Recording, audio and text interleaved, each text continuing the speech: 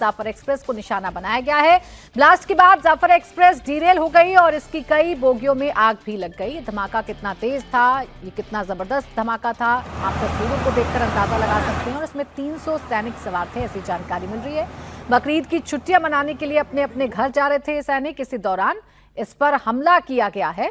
Jafar express को एक बार फिर से निशाना बनाया गया है। इससे पहले भी इस ट्रेन को निशाना बनाया गया था। तो पाकिस्तान में अपने घर के अंदर क्या हालात हैं, वो इन तस्वीरों को देखकर समझा जा सकता है कि पाकिस्तान में इस वक्त क्या हो रहा है। संगीत जी, देखिए, बलोच लिबरेशन का ये किया है और जो जानकारी आई है कि एक डब्बा तो पूरी तरीके से खाक हो गया है ट्रेन का, जो सुबह सुबह मैं न्यूज़ पढ़ रहा था। दूसरी बात इससे बहुत साफ है कि पाकिस्तान के अंदर अशांति बरकरार है और बलोच आर्मी, चूंकि ईरान और अमेरिका का युद्ध चल रहा है, इसलिए जो हम कहानी कुर्सी में जो रोज़ जो घटनाएं घटती थी वो दुनिया में वो निकल करके नहीं आ रही थी। हम लोग उसके बारे में ज़्यादा जिक्र नहीं कर पा रहे थे। लेकिन पाकिस्तान के अंदर बलोच लोग आए दिन बम विस्फोट कर रहे हैं और उनके आर्मी के लोगों को मार रहे हैं।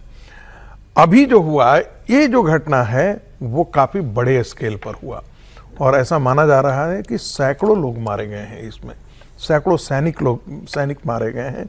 जाफर एक्सप्रेस को आपको पहले भी पता होगा कि एक बार अपहरण ही कर लिया गया था और अपहरण करके उनके बहुत सारे लोगों को, हाँ, तो पाकिस्तान की हालत जो है वो पाकिस्तान स्टेट ऑफ एनार्की की तरफ तो है, लेकिन जो हम लोग बार बार कहते रहते थे ना कि अब पलटेगा, कोई ऐसे बड़ी खबर अभी दिख नहीं रही है पाकिस्तान को लेकर के। बिल्कुल, लेकिन ये तस्वीरें जरूर जो हैं वो पाकिस्तान के अंदर परेशानी किस कदर है और बलोच आर्मी कैसे लगातार अब पाकिस्तान की सेना को नुकसान पहुंचा रही है। इसमें सिर्फ एक ही लाइन जोड़ दें कि ईरान के साथ यदि संबंध खराब ठीक हो जाते हैं पाकिस्तान का, तब बलूचों के जो मूवमेंट है उसको थोड़ा सा धक्का लगेगा।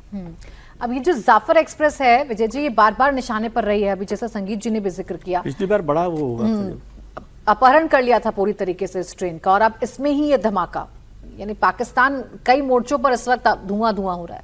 ये बिल्कुल ठीक बात है जैसे प्रोफेसर साहब ने कहा, लेकिन मैं इससे थोड़ा सा आगे बढ़ के यह सहमति कम रखता हूँ कि बलूच की स्थिति बहुत खराब है, बलूचिस्तान की, समझे, और पाकिस्तान वहाँ पर निपटने की स्थिति में ही नहीं, बल्कि यूँ कहना चाहिए कि वो उनके कंट्रोल में ही नहीं है। अब अभी क्या हो रहा है, पाकिस्तान अभी तो वो ईरान को ठीक करने में लगा हुआ है, अमेरिका और ईरान के बीच में बातचीत करने में ठीक लगे हुए हैं मुनीर साहब और शहबाज साहब, तो उसमें काम में लगे हैं। लेकिन बलूचिस्तान की स्थिति बहुत ख़राब है और ये जाफर एक्सप्रेस पे दोबारा ये घटना होना, इससे समझ में आता है कि वहाँ पर उनका कोई कंट्रोल नहीं रह गया नहीं, और उसमें आर्मी के लोग ट्रेन में हैं। इससे पहले हम लोग देख रहे थे, जिसका हर्ष जी बड़ी जिक्र करते रहते हैं, पैंट सूखी कि नहीं सूखी, तो वो आर्मी के लोग कैसे भाग रहे हैं। पाकिस्तान अंदर से पूरी तरह से खोखला है, परेशान है। फाइनेंशियली देखें तो उसकी स्थिति ऐसी ख़राब हो गई है कि लोगों का जीना मुश्किल हो रहा है। राज्यों की स्थिति देखें तो केवल यदि पंजाब का इलाका छोड़ दें तो पूरा का पूरा पाकिस्तान बहुत बड़े संकट। इवन सिंध में जो आमतौर पर नहीं होता था, सिंध को एक रिच इलाके के तौर पे देखा है, वहाँ पर भी स्थितियाँ बहुत ख़राब हैं। बलूचिस्तान को तो लेकर मुझे लगता है कि किस दिन वो अलग होगा, हो सकता है कि अभी जो इस बात से सहमत हुए प्रोफेसर साहब ने कहा कि लगता था कि रोज अलग हो जाएगा, वो अलग नहीं हुआ, लेकिन उसका बहुत समय तक उसके साथ जुड़े रहना भी संभावना मुझे नहीं लगती। अब पाकिस्तान जहां लगा हुआ है उस खबर की भी बात कर लेते हैं। बात करते हैं ईरान और अमेरिका की। ट्रंप कह रहे हैं कि ईरान के साथ डील बस फाइनल होने वाली है। ईरान एनरिच्ड यूरेनियम ट्रांसफर करने को राजी हो गया है। इस बीच स्ट्रेट ऑफ हॉर्मुज को लेकर अब से थोड़ी देर पहले रूबियो ने दिल्ली में बड़ा बयान दिया। अमेरिकी विदेश मंत्री ने कहा कि चंद घंटों के बाद दुनिया गुड न्यूज सुनेगी, खासकर हॉर्मुज को लेकर। मार्को रूबियो भारत के दौरे पर हैं। अब से थोड़ी देर पहले उन्होंने एस जयशंकर के साथ प्रेस को ब्रीफ किया। इसी दौरान स्ट्रेट ऑफ हॉर्मुज को लेकर उन्होंने बड़ा बयान दिया। सुनिए क्या कहा है मार्को रूबियो ने। So we've made some progress over the last 48 hours working with our partners in the Gulf region on an outline that could ultimately, if it succeeds, leave us not just with a completely open straits, and I mean open straits without tolls, but I do think perhaps there is the possibility that over the next few hours the world will get some good news, at least with regards to the straits and with regards to a process that can ultimately leave us where the president wants us to be, and that is a world that no longer has to be in fear or worry about an Iranian nuclear weapon. देखिए, अमेरिकी विदेश मंत्री Marco Rubio Bharat दौरे पर हैं। उनका ये दौरा कई मायनों में अहम माना जा रहा है। दरअसल पिछले कुछ दिनों में भारत को लेकर ट्रंप ने कई ऐसे बयान दिए जिनसे दोनों देशों के रिश्तों में खटास देखी गई। जानकारों ने भी ट्रंप के इस रवैये की आलोचना की। आखिरकार ट्रंप को एहसास हुआ और उनके दूत मार्को रूबियो इंडिया के दौरे पर हैं। अपनी 4 दिनों की यात्रा के दौरान Rubio back to back meetings कर रहे हैं। विदेश मंत्री एस जयशंकर के साथ चर्चाएं कर रहे हैं। आज उन्होंने कहा कि भारत अमेरिका का भरोसेमंद पार्टनर है। भारत के पास पूरी दुनिया को रास्ता दिखाने का मादा है।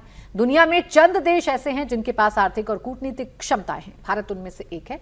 मार्को रूबियो ट्रंप का इनविटेशन लेकर इंडिया आए हैं। उन्होंने पीएम मोदी को इसी साल वॉशिंगटन आने का न्योता भी दिया है।